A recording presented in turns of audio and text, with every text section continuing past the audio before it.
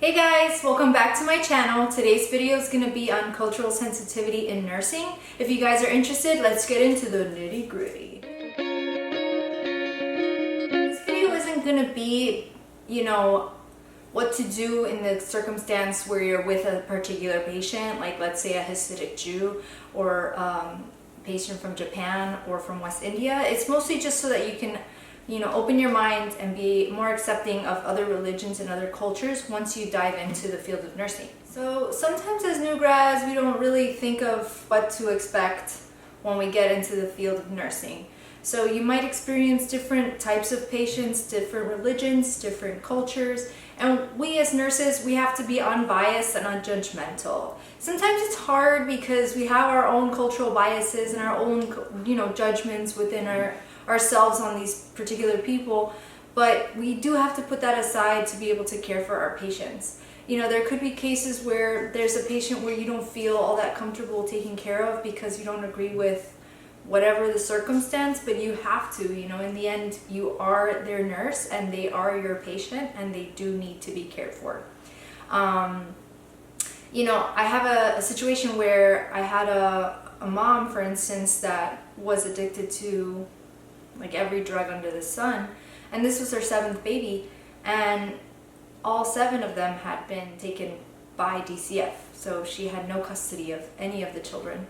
And I had to put away my own judgments on her because in the end she was a postpartum patient that was in pain and she did need pain medications.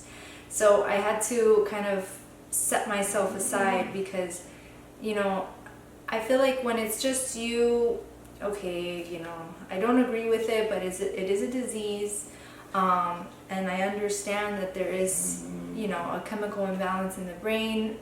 I'll put that in my own mind, right? But when it comes to there being now a baby involved, it's kind of hard, but in the end we still do have to be their nurses and care for those patients. That's kind of not so much cultural, but getting into that too, other things like religion as well, it's something like, for instance, I grew up as Roman Catholic, going to church, Sunday school and whatnot. So when it came to taking care of patients that didn't have the same cultural beliefs, it seemed kind of strange for me at first because I felt like my religion and my culture is the way of life, when truthfully it's not. It's just one way of living. And it's like, it opens your mind, and you do actually have to have an open mind when it comes to nursing, to be able to accept other cultural religions and beliefs. There was once I was in a religion course while I was doing my first bachelor's degree, and I was exposed to other religions, and it just dawned on me that there was so many things out there for people to believe in or to guide them in life. And it wasn't, it kind of clicked to me that there was several religions that I felt like, I fun with that. They were kind of interesting. And I'm not saying that I would ever convert, but, I was open-minded to these other religions. So we do have to have an open mind when it comes to cultures and being sensitive to what they need and what their culture requires. Beliefs require. So if there's something about this particular person that really bothers you, let's say you're trying to speak with a patient and it happens to be a woman, and in the event that culture, there could be a like where you have to speak with the husband versus the woman, even though she's the patient, and it really irks you and you just want her to answer, and it just like it makes you want to it grinds your gears, but you have to focus on what the task is, and which is to care for the patient. Some people might be like, oh, I feel like this is like a domestic violence issue, or like, I think we should maybe give her a number for a safe place, but that's not the case. That's just how they are, and that's how you have to kind of go into it, where you're just gonna speak to him and not to her, and she, maybe in private, may be able to speak with you. It depends on how that person views the situation. But most of the time, if that's the case, you're going to be speaking with the husband. The same applies to several other religions. Some cultures don't make eye contact, and that's normal. You know, like the American Indians, or I think Japanese, Chinese, I'm not sure, but they won't make eye contact with you when you're speaking with them. And it's not because, I'm trying to do it because it's kind of weird when you talk to someone and they're not looking at you, but it's not that there's something going on in that person, or like something that you need to dig deeper into. It's just that that's who they are, and that's how they view speaking with other people, especially other people outside of their cultures and outside of their religions. Sometimes making eye contact with people is very intimidating, so don't take it personally if someone doesn't look at you when you're talking to them. A lot of times we could be culturally insensitive, and it could get to a point where there could be issues with taking care of the patient. It could become, a situation where they report you to the charge nurse, or they request that you not be their nurse. And you can't be offended by it, because truthfully you were just not sensitive to what they needed, and that's on you.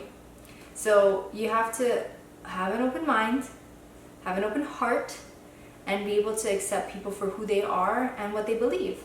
And if you do that, it will be simple. I have had several instances where I just don't get it. It doesn't make sense to me. But you just have to go with it, because that's what they believe in, and that's who they are. And you're not going to change them in that one hospital visit.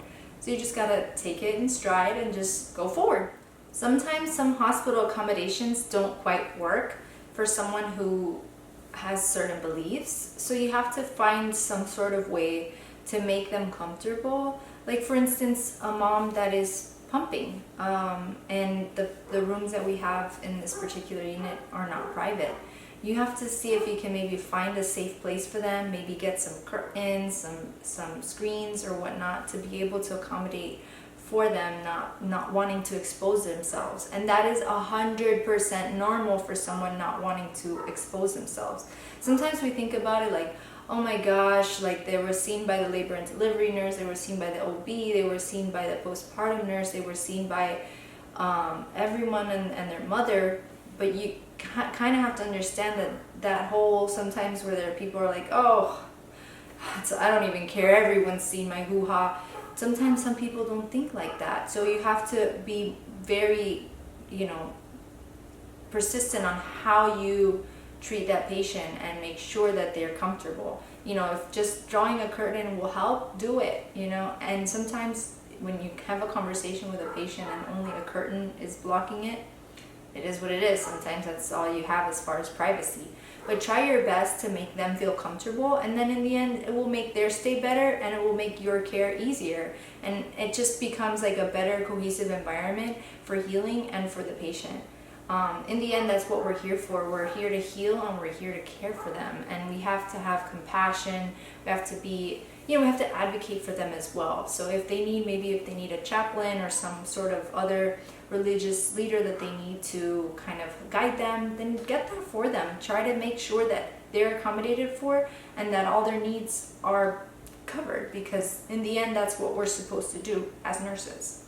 I hope this video helped. I know it wasn't very in-depth when it comes to particular religions, but truthfully, there's a million out there. There's other cultural beliefs within each religion, so I can't really dive into each one. I hope that I kind of gave you some sort of tidbits to look for, and also you need to kind of gauge the situation as it goes. Sometimes there's experiences that we've never had, religions that we've never seen, and we just have to kind of roll with the punches.